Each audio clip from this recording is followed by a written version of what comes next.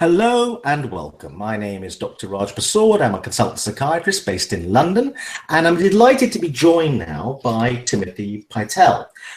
Timothy is a historian, a professor of history at the History Department at California State University, San Bernardino, and he's just published a very interesting biography, a book published by Bergen, and the title of the book is Viktor Frankl's Search for Meaning, an emblematic 20th century life. Viktor Frankl is a very famous psychiatrist, very prominent in the latter half of the 20th century, but possibly, I'm going to discuss this, a slightly forgotten figure and a pioneer of a new form of psychotherapy. So I'm going to start, Timothy, by asking you, who was Viktor Frankl? Okay, well, first off, let me say thank you for including me in this series of podcasts. It's quite a nice honor. Well, Viktor Frankl was probably most known for his survival of the Holocaust and his testimony on his survival, which was titled Man's Search for Meaning. And it provided a somewhat uplifting, heroic version of how to survive, and then became widely popular in America in the 1960s and it's been kind of a bestseller on the long run, still sells well today. And then in conjunction with that, he was the founder of his own school of psychotherapy called logotherapy, which was a sort of an existential-based therapy, a meaning, helping patients find the meaning in their lives. Could you say a bit more about what that means, find meaning, and what existential means in this context? Okay, well, so he was he initially studied with, or was kind of influenced by Freud, and then even published an article in Freud's journal in 1924. Then he became dismayed, if you will, with Freud and the sort of reductionism. Everything's about pleasure and reduced to the unconscious urges and things like that. So he moved and connected to Alfred Adler and Adler's kind of ego psychology and sort of the focus on a will to power and neuroses as kind of arrangement characters. And he was under the influence of Adler for about 4 or 5 years before Adler had apparently rejected Frankl. And so that's his 1929, and so Frankl was kind of out on his own, and he slowly over time got caught up in the more existential spiritualistic trends within psychotherapy. So the individual has to create and define for themselves their own sense of what meaning is and what's meaningful and fulfilling life. And so this became the foundation of logotherapy, and he developed it throughout the 1930s. And logotherapy, logotherapy, He coined the term logotherapy because of the Greek word logos, which means meaning. Is that right? Yeah, or word. There's some. I used to give presentations in New York City at the Cornell History of Psychiatry seminar, and almost after 2 of those, an older psychiatrist, he had to be in his 80s, would always come up and go, Frankl borrowed that term or took that term from Emil Fraschels, and I could never prove that. And then when I was in the 2000s, I ended up finding an article or a book review that Frankl had written in 1927. It wasn't signed by him, but it was sort of an anonymous thing. And he did review Emil Fraschel's book, Logopedics, which was a sort of piece on speech therapy, a book on how to do speech therapy. So I'm not sure if Frankl just, took that term logo from him consciously or unconsciously, because he started using the term logotherapy in the sort of second half of the 1930s. But the term logo was logopedics, and as a form of therapy was by this gentleman, Emil Fraschels. So some people would say that the big contrast with the previous Freudian view is the Freudian view, or the psychoanalytic view, is backward looking, or looking back into the past and finding key past events that have influenced you today or caused you problems. Whereas logotherapy in the Viktor Frankl view is future oriented, forward looking, asking you what your purpose is, what your goals are, and seeing psychiatric difficulties as arising out of problems in the notion of purpose in life. Yeah, I think that's very accurate. And his whole, as he once said, he says, the meaning of my life is helping others find their meaning. And so that's kind of what he saw therapy as. The intent of therapy was to help people kind of find their unique meaning in their unique set of circumstances. So he was a relatively anonymous figure, is it fair to say, until the war, and then this book he's published, Man's Search for Meaning, and that arose out of his experiences of the Holocaust. Let's talk a little bit about what those experiences were. Okay. So he was deported to the camps in 1942, and he spent 2 years at the so-called privileged ghetto for privileged Jews, Theresienstadt, just outside of Prague. And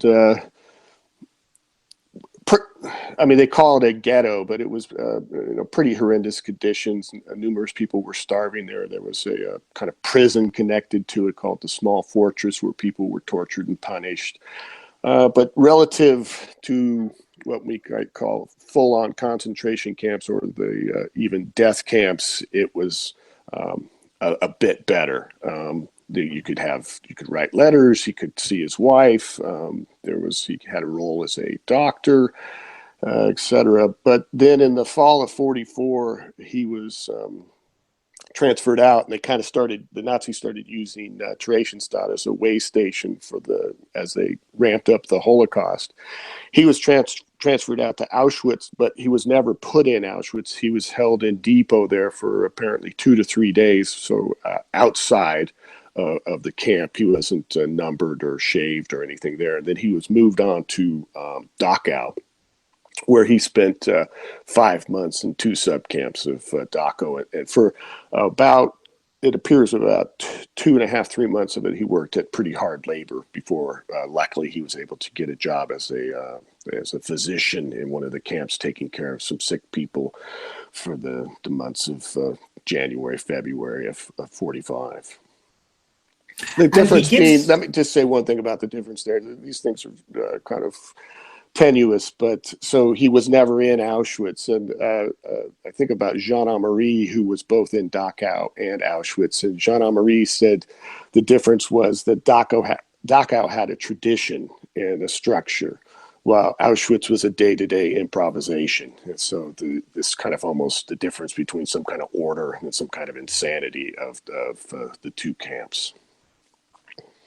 And one of the reasons he becomes famous after this is his account of what life was like in the camps, but in particular, how one would psychologically survive, what he observed in terms of people's attempts to psychologically survive or not psychologically survive.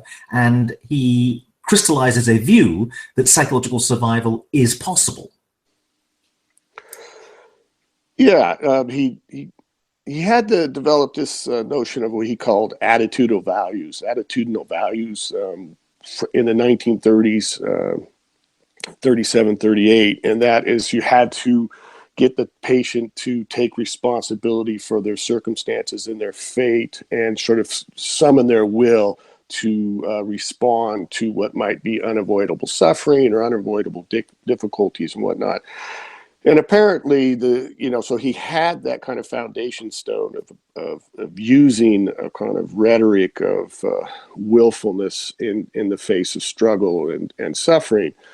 I have some sense that he might have been kind of relying that on at times, but I think, in my opinion, that narrative became more important when he sat down to write his testimony afterwards. And then he was able to sort of say, this was how we handled it. This was kind of heroic suffering and being tough. And certainly in the case of Theresienstadt, there was a lot of survivors who used that trope or that kind of rhetoric. We bonded together as a community. We survived together. We faced the adversity well, et cetera, et cetera. But I think when you move on to Dachau and to even a greater extent Auschwitz, those kind of the extremity of that type of experience, you were most likely worried about where you were going to get some water or something to eat, or how you were going to, stay alive the next day. And so that narrative of heroic versions of survival, I think that probably stems more from his experience in Theresienstadt.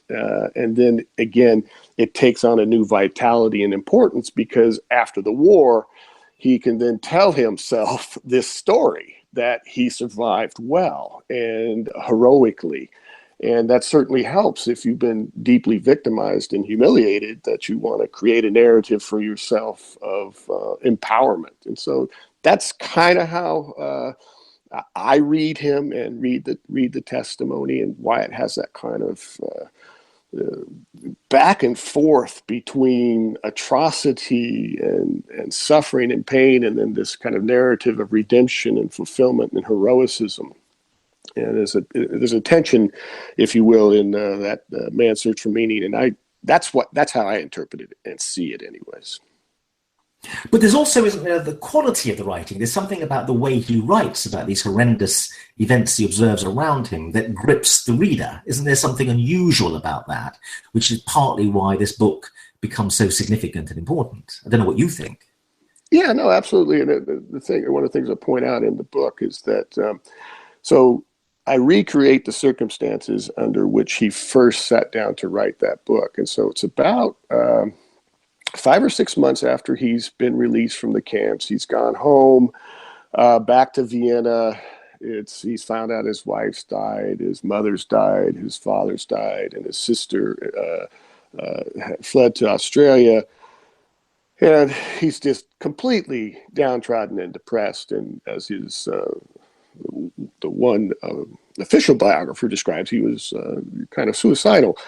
And then slowly what happens, he gets a job. He gets offered a job at the polyclinic. He meets a nurse who becomes his second wife. He falls in love. And so he's putting his life back together. And then it's under those circumstances, as he describes, in a kind of white heat of 9 days with a stenographer. So he dictates it. He doesn't actually write it by hand. It comes out of his psyche kind of in this passionate way. And I think that's the circumstances that creates that type of testimony, where it's kind of energized and he's moving back into society. So under those circumstances, I think you get something very different in tone than a lot of the testimonies we look at. Tell us a bit about how significant this book becomes. The Library of Congress names it as one of the top 10 most significant books. Tell us a bit more about the success it becomes. I think he was somewhat surprised about how successful it was, but it sold millions and millions of copies worldwide, translated into over 20 some odd languages, read by generation after generation. It's especially in America. If you talk to anybody who knows something about the Holocaust, even kind of generally college-educated, university-educated person, they'll go, "Oh yeah, I remember Frankl. We had to read Frankl, or I came across Frankl." Almost everybody in the psychotherapy community has come across Frankl. And what he did with his testimony is, so it was initially titled "A Psychologist Experiences the Death Camp," and then later in the early 60s, the new title was "Man's Search for Meaning." And that title kind of, I think, captures a generation in some ways, that of the 60s, who were kind of, more interested in these kind of questions and the big cultural shift and changes. And so, and Frankl also brought, beginning in the early 50s, he would invite pastoral psychologists, American pastoral psychologists, to study with him in Vienna. And then they would go back and kind of promote him and his ideas, Gordon Alpert and Melvin Kimball, and there's just, I cover them all in the chapter in my book. And so he had that base built, and then he himself comes to America, begins coming to the America, in the 60s, and begins lecturing, and is in California at San Diego University down there, and International University. And he begins to have a kind of base which he self-consciously built, and then also begins a following. And he's relatively unknown in Vienna. I mean, it's still kind of heavily anti-Semitic there, and but it's in America where he gets most of his renown. Now, one of the most interesting, in my opinion, innovations of logotherapy in what appears to be something genuinely new is the notion of paradoxical intention. And this is quite a difficult idea to get across, but basically seems to be like the therapist does the opposite of what the patient expects the therapist to do. And the therapist almost seems to prescribe the symptom that the patient has come with. In other words, doesn't seem to want to take away the symptom, but seems to almost to want the patient to experience the symptom more than they've experienced it before. Could you say a little bit about what paradoxical intention is and how it's meant to work? Yeah, so it's probably his one therapeutic technique that has had the best legs, if I can put. I'm not a therapist. I'm just a historian, but he always promoted it, and his followers have promoted it as very effective. And basically, it's tied to the term anticipatory anxiety. So if you're having anxiety about some issue, like or you just have a compulsion, obsessive compulsion, where you want to wash your hands, or you're afraid you're not going to perform well in bed, right? So you're kind of and you fail subsequently because of the anxiety is debilitating. So what he would instruct patients to do is to just get deep into it, kind of go, hey, I'm terrible in bed. I'm the worst in bed. There's never going to be a chance for me in bed. I'm just going to fail. So, and once you kind of move through the fear, apparently you're supposed to come the other side and find will, right? And so you're suddenly go, oh, I don't care anymore. So now I can do what I'm supposed to do, or if I don't have to fear that I need to wash my hands. It's cool. I'll wash my hands if I want to wash my hands, and I don't have to worry about it. So he thinks he argues anyways, that it's a way to kind of break the circle of anxiety, where anxiety produces more anxiety in a kind of a spiral way. And then by doing this, kind of getting patients to laugh at their fears, it'll free them up, if I can put it that way. I have no expertise in the field, and I have no idea if this works as a therapeutic technique, but he claims, and his followers have always claimed, that it was very effective. Part of the point, I think, of your biography is to lead to a reevaluation of Frankl. What would you say that reevaluation is? Well, I think he obviously was considered a kind of almost saintly persona. And I think one of the things I've tried to do is humanize him.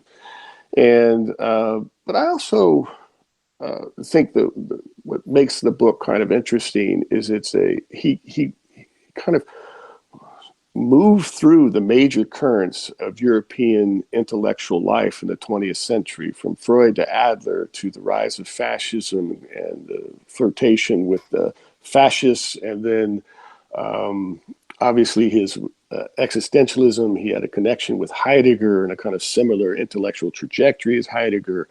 And then he obviously surviving the Holocaust, and then his testimony about the Holocaust, and then onward to his role kind of in denying collective guilt, and his role as the Jewish guy who would hang out with the far-right Freedom Party in Vienna, or legitimize Waldheim in Vienna, and this problem with the burial of the past and the kind of ambiguity about the past that was afflicted most of post-war Europe that had been occupied by the Nazis. Many people had done either shameful things or things they regretted or accommodated or were killed.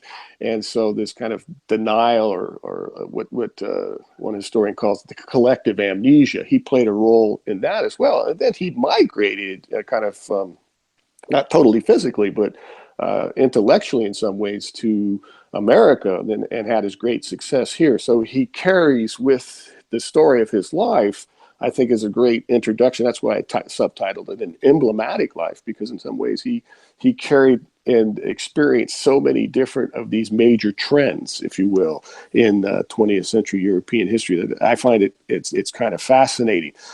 It's a tragic story, obviously, because of what happens to him, the loss of his family, and the Holocaust. But I think what I've tried to do is show the depths of that tragedy, that despite this kind of heroic narrative of survival, hidden beneath it all was really this horrible 20th century in Europe, and he managed to make it through. So it's kind of a fascinating life too.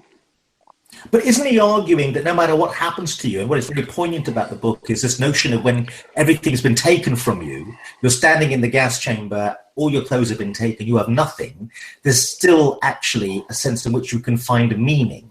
He's saying when it looks like there is no point to life or purpose, or life seems utterly meaninglessness, the act of creation, he's endlessly optimistic about this notion that the human being as an act of creation and an act of imagination can connote meaning out of apparently nothing. I don't know if you'd agree with that analysis. Yeah, no, I think that's the argument, but there's a couple caveats. Is the one, he was never in the gas chamber, and he was actually held in depot outside the gas chamber. And there's this kind of one moment in his testimony where he says, well, even the fear of the gas chambers disappeared after the first few days. Well, he was in Dachau after the first few days. And so I think, it's worth kind of knowing that about him, is that he was not in Auschwitz. And so some of the heavy-handed criticism that's been directed at him have come from specialists on the Holocaust, particular Lawrence Langer, who found this narrative about surviving Auschwitz is just completely untenable. And he was very, very critical of him. And then I remember when I called up Langer for the first time in the 1990s and had a phone conversation with him, and I said, well, you know, at the time I thought Frankl had been in Auschwitz. And I said, but he was only there for 3 days. And he goes, oh, that makes sense. And then later I found out he was never even in Auschwitz. He was numbered at Dachau. And so again, absolutely, I think, under trying circumstances, people can choose to take a stoic response to those. And I just don't know if that is the right way to think about experience in Auschwitz. And I think that's the one thing I've tried to correct. And again, I think that kind of narrative probably made more sense in Theresienstadt, where circumstances were certainly horrible, but they weren't on starvation diets per se, and they had some sense of community and whatnot. And there's just one more anecdote is that along these lines is that when I interviewed a gentleman who came out of Vienna, knew Frankl in Dachau, and he said to me, and this is what he said, he says, when I talked to Frankl in Dachau, Frankl was just complaining about how he did this because he didn't take his immigration because he wanted to stay and take care of his parents. And so this gentleman, he felt that Frankl's narrative about heroic attitudes just didn't fit the way he was in the camp. And that's anecdotal. I can't prove that. I don't know that. But my sense is that most likely this narrative of comes out of Theresienstadt and is more tied to how he wants to think things were after the fact. And it's certainly inspiring. It certainly has mobilized millions of people. I just don't know. As I'm a historian and I try to reconstruct actual reality and actual experience, and I'm just not sure that this fits that closely with how he actually behaved and what he actually experienced. And I wrote, just one last thing. I wrote an article called Extreme Experience, Psychological Insight and Holocaust Perception. And I compare Bettelheim and Frankl, and they have somewhat similar forms of extreme experience. And certainly Frankl was in some sense worse. But Bettelheim has a narrative too, which allows him to sort of say, other prisoners acted like children, I kept myself intact, and from there he develops his own milieu therapy. So I'm thinking, this is my argument in that piece, is that this is how testimony is more about people putting themselves back together from their victimization and their dehumanization, and kind of restabilizing their identity, as much as it is about what actually happened. And I think I'm right about that. But obviously it's interpretation too. Okay, it's a fascinating book. Congratulations on the achievement. The title is Viktor Frankl's Search for Meaning, An Emblematic 20th Century Life by Timothy Pytell, published by Berghaus. One final question. We all go through stressful times. We've all had difficulties in our lives. Was there a particularly stressful moment where you found Frankl helpful in a way that if you hadn't known of Frankl, you might have suffered more or dealt with it less well in your own life? Oh, that's a really interesting question.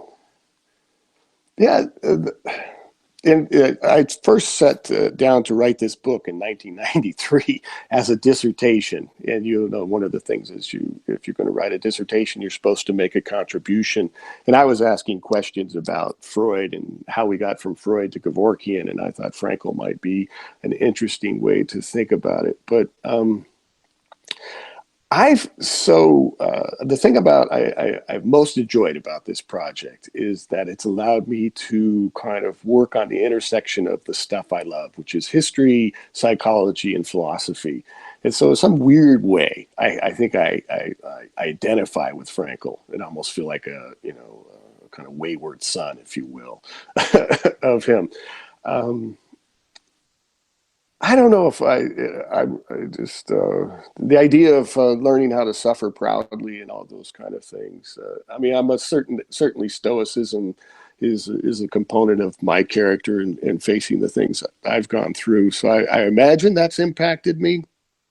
But again, I've kind of had my reservations as a Holocaust scholar as to using how that narrative and that trope's been used. But the other thing that made me kind of see Frankl completely differently from early on was I was comparing him to Jean Amery.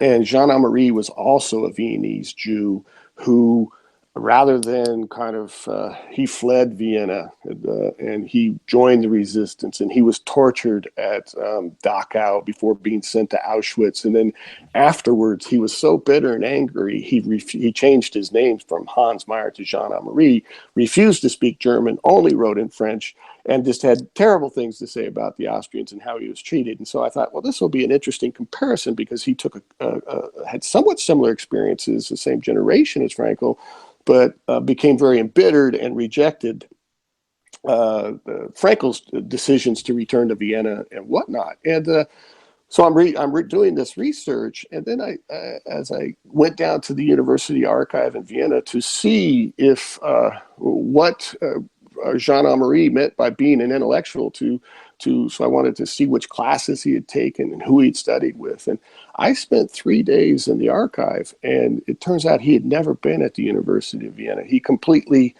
made that up.